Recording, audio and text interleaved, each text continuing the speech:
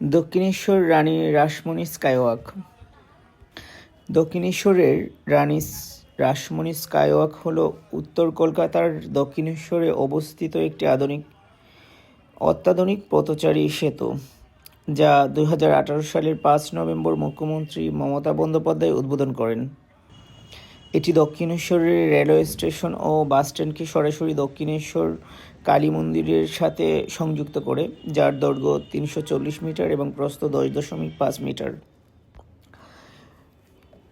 60 কোটি টাকা ব্যয়ে নির্মিত এই স্কাইওয়াকের প্রধান উদ্দেশ্য হল দক্ষিণেশ্বরে আসা দর্শনার্থীদের ভিড় এবং যানজট কমানো। এটি নির্মাণ করেছে Kolkata metropolitan development authority (KMDA) এর নকশা করেছে দিল্লি ভিত্তিক প্রতিষ্ঠান ডিজাইনার ফোরাম ইন্টারন্যাশনাল (DFI).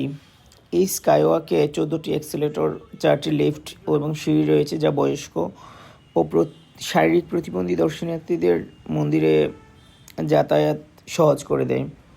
স্কাইওয়াকটির উপরে 137টিরও বেশি দোকান রয়েছে, যেখানে পুজোর সামগ্রী এবং বিভিন্ন সোভেনিয়ার বিক্রি করা হয়, এবং সন্ধ্যার সময় এর আলোকসজ্জা এবং গঙ্গা মন্দির চত্বরের মনোরম দৃশ্য পর্যটকদের আকর্ষণ করে।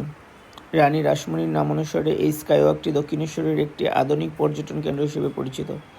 আমি আজ এই স্কাইওয়াক দিয়ে দক্ষিণেশ্বর মন্দিরে গিয়েছি। আমার সঙ্গে সুদীপদা ছিলেন। অনেক দর্শনীয় স্থান দর্শন করলাম আজ। আর বিশেষ করে দক্ষিণেশ্বরের মন্দির অনেক সুন্দর।